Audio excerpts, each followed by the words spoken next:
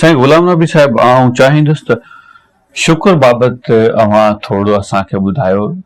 सब्र त हिकिड़ी अहिड़ी सिन्फ़ आहे, हिकिड़ो अहिड़ो अमल आहे जंहिं ज़रिए असां तमामु घणियूं नेकियूं बि कमाए सघूं था, घणियूं शयूं जेके असांजी ज़िंदगीअ में भलाईअ लाइ बि एड थी सघनि थियूं। पर शुक्रगुज़ारी बाबति तव्हांजो छा चवणो आहे?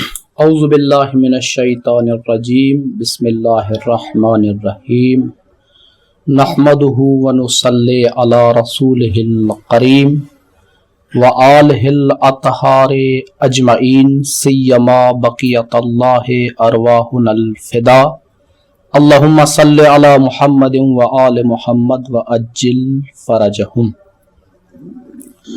शुक्रगुज़ार आहियां तव्हांजो जो तव्हां वरी मौक़ो ॾिनो त असां पंहिंजे नाज़रीन ऐं सामईन खे ही पैगाम उन्हनि ताईं पहुचाए सघूं।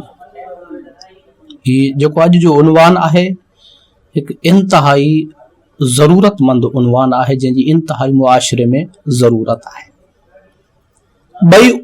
ॿिन्ही पहलुअनि सां सब्र ऐं शुक्र, जिथे सब्र हूंदी उते ई शुक्र हूंदो, जिथे शुक्र हूंदो उते सब्र हूंदो। ॿिन्ही जो मेलाप आहे, मिलाप आहे, इत्तहाद आहे ॿिन्ही जो। साबिर ई शुक्रगुज़ार हूंदो आहे, जॾहिं सब्र हूंदुसि त शुक्र कंदो न।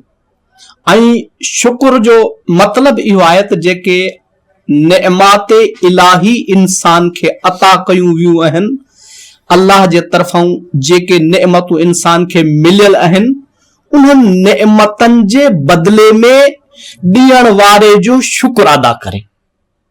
ऐं जॾहिं शुक्र अदा कंदो इहो इंसान, शुक्र जे मरहले में ईंदो त पोइ थींदो छा?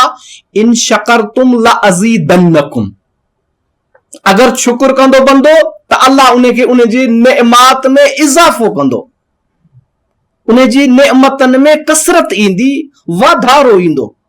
छाजे करे? जेके नेमतूं ॾिनियूं वियूं आहिनि, उन्हनि नेमतनि जे बदिले में शुक्र करण, इन जो सबबु इहो आहे, इन खां बाद में थींदो इहो त अल्लाह उन जे नेमतनि खे वधाईंदो। ऐं असांजे मुआशिरे में, असांजे माहौल में कहिड़ियूं नेमतूं आहिनि जिते इंसान शुक्र करे सघे थो। ॾिसो, औलाद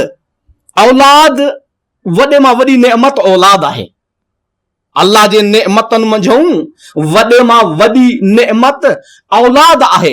हाणे असां इन औलाद जे बदिले में अल्लाह जो छा शुक्रियो अदा करे सघूं था? औलाद जी भली तरबियत करण, भलो मुआशिरे खे भला फर्द ॾियण, मुआशिरे खे भला इंसान ॾियण, इहो शुक्र जो नेमत जो बदिलो आहे। जॾहिं तव्हां शुक्रगुज़ारी कंदो, ॿी नेमत अल्लाह जी कहिड़ी आहे? सिहत अल्लाह जी नेमत आहे। अल्लाह जे नेमतनि मंझूं हिकिड़ी नेमत सिहत आहे। सेहतमंद इंसान खे सेहत जो क़दुरु तॾहिं थींदो आहे जॾहिं जंहिं वटि सेहत हली वेंदी आहे। हिकिड़ो जेका नेमत आहे, जेका सलाहियत आहे, जेका तौफ़ीक़ अल्लाह जे तरफ़ां अता थियल आहे, जेका नेमत अता थियल आहे, उहा जॾहिं छिंजी वेंदी आहे इंसान खां, त पोइ अहसास थींदो आहे त कहिड़े मरहले में आहियां। लिहाज़ा नेमत ते शुक्रिया अदा करे अल्लाह जो।